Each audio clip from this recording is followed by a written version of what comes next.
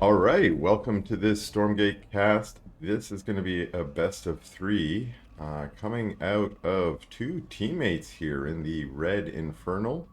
This is Snoxtar, and he will be playing against his Aftermath teammate in the Blue Celestial here, PartinG. And PartinG is pretty well known to be one of the best Stormgate players in the world, maybe the best. It's certainly on the leaderboard. I think at the moment he has four different accounts in the top four spots. I think one of his hobbies is just to get get an account so high that it's untouchable and then leave it there. But his opponent Snoxtar is also considered to be one of the best players in the world, especially for the Infernal faction. So we'll see how this works out for them today in this best of three. Now Snoxtar's open conclave and is heading out with his first two gaunts to do some creeping. And so far, PartinG has gone collection arrays. Collection array, and here we go, collection array. So triple collection array, moving his prism over to get a little bit of Therium going. We'll keep an eye and see what that's about. Meanwhile, the creeping is going on for Snoxtar over here, tanking with his Hexen to start out and then microing back. That can be really dangerous if you're up against, say, a Vanguard player and even maybe up against another Infernal. But in the Celestial player, you can usually expect that they're going to go eco first, meaning they're probably not going to send some units across the map to harass your Hexen.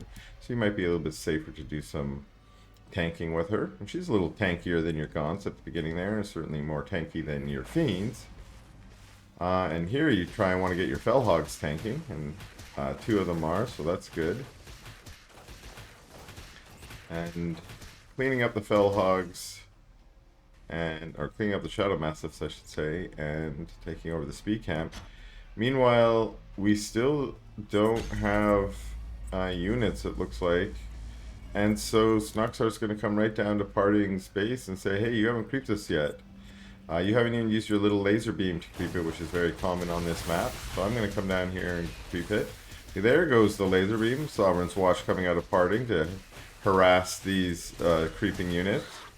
And sadly, yeah, Snoxtar lost a couple gaunts and had to hide in the back there, but does manage to creep it out and wisely keeps his other two gaunts away from the laser. It tries to run out, but the laser's still there. Okay, now the laser's done. And he can safely walk away. Luckily, that was a healing camp, so he could just heal up. We have double Star Forge forming a wall, and it's a full wall now that that power bank goes down. So we do know the tech, or at least have a hint of the tech. Let's see if we can see here. Nothing coming out of the Star Forges yet. We got a surge, so we do have a scythe coming out. And it's double scythe production. So we're going straight into scythes for PartinG. Nothing else. I think he did have one Argent there that he may have sent out to capture this. And yeah, that Argent is just chilling there, or doing laps maybe. Not sure where he wants to go. Maybe heading out to one of these other camps to capture it with Evolution Catalyst. And do we have? Yes, we have an Arc Station up already, so Evolution Catalyst is available. And sure enough, there we go. We get an Evolution Catalyst, take out the Therium camp, and there we get a capture. Meanwhile, Snoxtar's just out creeping, as you do on Lost Hope. There's just so many creep camps. It's a kind of a 4-player map, although I've never played a 4-player game on it. But because there's 4 spawns, there's just a lot of extra creeps, it looks like, on this map, and you can spend a lot of the early game just going around and creeping it. Now, here they go trying to take this Argent, but that's just strategic positioning for that Argent behind the tower and the trees, meaning that there's less surface area that the Fiends can get on it. Still goes down, though. Gaunts look like they're heading back home, and maybe that's because, yeah, there was a little Gaunt on Scythe action here, but the Scythes have headed into the main. They're going to try and take out these lone Gaunts. And they get one. They're actually not DPSing them down as fast as I thought they might, and so the Gaunts are able to get reinforcements and chase them away. So off they go. back home, maybe to heal up with the safety of their arc ship, or arc station in this case. Or, yeah. Are you gonna get the little heals? Heal. So there we get a little heal, cast on each one. They're gonna regen some health. And looks like Snoxtar's going for a pure Gaunt. Got the little speedy juices on there to get that boost, although they only last 20 seconds, so that's now elapsed. Clearing out the vision camp while looks like another evolution catalyst to take another Luminite camp in this case. And now the sides are just using their speedy mobility to get around the map, but it looks like the Gaunts and Fiends are going to try and do some pressure, and here they are, going to take out a power bank and get into the natural. It's a little dangerous to just walk yourself right in there. You're kind of trapped in there, although we know there's not a lot of a ground army from PartinG. But if Forces decides to come back, we get a Nightfall infestation on some of those sides, but the sides were just right on top of the Gaunts, and there was just not enough Gaunts to really do anything there. So unfortunately that Gaunt ball melted into a just bloody pile on the sands. Oh, my poor Gaunt buddies. But these Gaunts got the memo. The attack is over. Go home. Regen your shroud skin. Join up with the rest of your buddies and prepare for the next wave. We got an imp heading out here. What's this imp gonna do? Looks like maybe chopping trees. Rah, lumberjack. Fireballs burning down trees. Nice. But there are sides right in the main, and we've got Gaunts trying to clear them out. We've got a Twilight Spire there, but I haven't seen any Shadow Flyers out of it yet. May have missed a few. You'd like to mix those in. And now these sides are trying to get right on top of the Gaunts. There's some Brutes on the map, but the Brutes, of course, are not going to do anything. There's a scanner here. Not sure what the scanner's here for.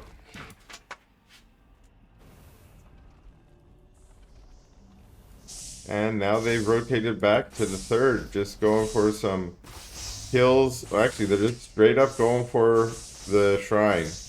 I think this is probably even better than going for imps, to be honest.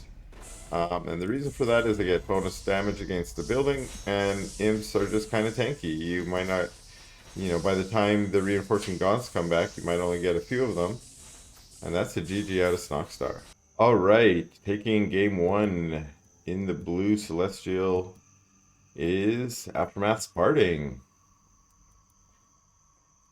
And his opponent, also from Team Aftermath, playing in the Red Infernal, is Aftermath's Snoxtar. Snoxtar opening again.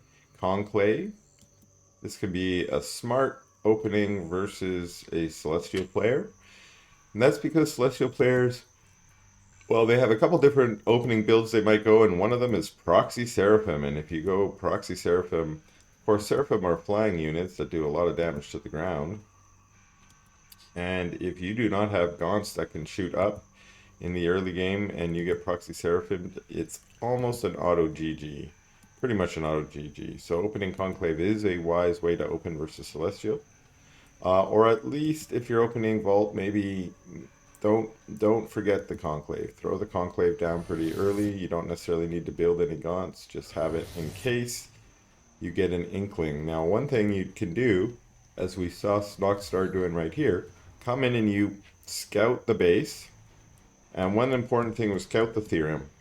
If they're going proxy, proxy any kind of higher tech unit, but proxy Seraphim, they're going to have a prism on this. They might even have a Therium purifier. They might have their arc ship hovering right over, like we see PartinG doing here. So when your Hexen gets in, if that early they're mining Therium, that can be a good sign they're going Seraphim, even if you haven't scouted the building.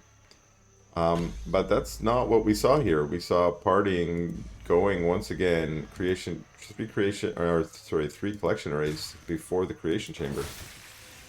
And Snoxtar picking up on this, scouting it, because he had a Hexen in PartinG space, was able to basically say, I can come take your health camp first. And this is becoming a new meta, I've noticed, Instead of starting with your own health camp, if you can, move to the other side of the map and try and take some creeps from your opponent first before they get on the map.